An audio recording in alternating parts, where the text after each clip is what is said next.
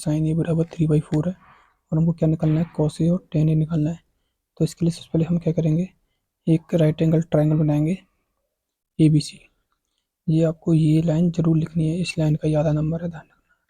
जब भी कोई चेक करेगा तो इसका आधा नंबर देगा, ठीक है, और आधा नंबर इसका देगा अगर नंबर का जी 5 नंबर का क्वेश्चन हुआ तो। इसलिए लिखने का मैटर बहुत ज़्यादा मायने रखता है कि आप किस तरह से लिख रहे हो। ये लैंग्वेज भी आप याद करके जा सकते हो। इसके बाद साइन ए हमें दे रखा है 3/4 और हम जानते हैं साइन ए क्या होता है। साइन ए होता है परपेंडिकुलर अपॉन हाइपोटेनियस। इसमें साइन ए परपेंडिकुलर क्या है, बी सी, मतलब ये वाली, और सी कौन सी है, हाइपोटेनियस मतलब कौन सी, ये वाली। ये क्या होगा 3/4। अब हमको पता है कि ये क्या है, ये रेशियो है। इसका मतलब बी सी कितना होगा, बी सी होगा 3 के क्या है, के कोई एक मल्टीपल है जो दोनों में क्या था, कॉमन था, तभी तो कट गया। इसलिए ए सी क्या हो जाएगा, ए सी हो जाएगा 4 के। इसके हम के एक्स बाई कुछ भी लिख सकते हैं, लेकिन जनरली हम यहाँ पे क्या लिख रहे हैं, के लिख रहे हैं। इसके बाद अब हमको क्या निकालना है, हमको कॉस ए निकालना होगा। तो कॉस ए के लिए हमें क्या चाहिए होगा, बेस अपॉन हाइपोटेनियस। तो हमारे पास परपेंडिकुलर तो है, क्या है वो, परपेंडिकुलर है 3, हाइपोटेनियस भी है, हाइपोटेनियस कितना है 4 के। बेस क्या है, बेस नहीं है हमारे पास, तो हम बेस कैसे निकालेंगे, हम बेस निकालेंगे पाइथागोरस थ्योरम को अप्लाई करके। ये क्वेश्चन लिखना, ये लाइन लिखना कि by applying Pythagoras theorem in triangle ABC we obtain A C square, मतलब हाइपोटेनियस का स्क्वायर बराबर ए बी।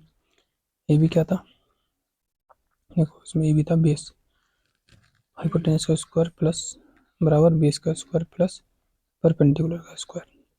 हाइपोटेनियस का स्क्वायर मतलब 4 के स्क्वायर प्लस बेस का स्क्वायर प्लस 3 के का स्क्वायर। इसको सोल्व करेंगे तो ए बी कितना आ जाएगा, बेस आ जाएगा हमारा √7 के।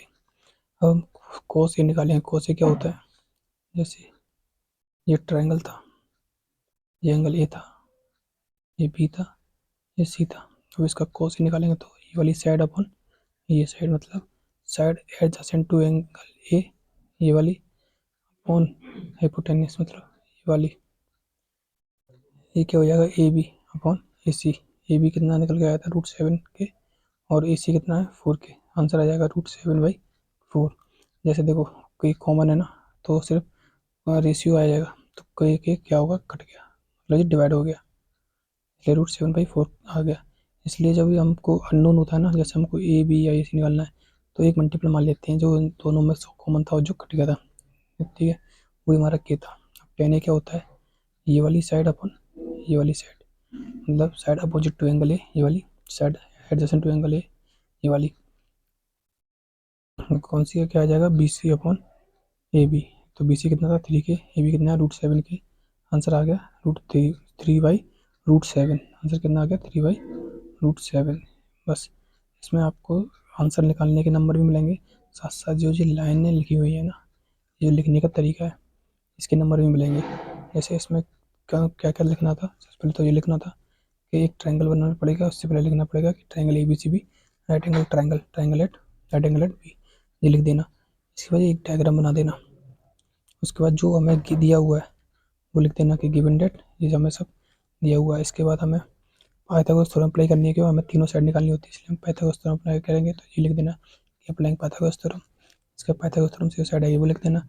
इसके बाद जो हमें पूछा है, ना, जो आस्क है, वो भी दोनों लिख देना। हमें कॉस ए पूछा है, कॉस ए का फॉर्मूला लिख देना क्या होता है, side adjacent to angle A, मतलब, या फिर आप ऐसे भी लिख सकते हो परपेंडिकुलर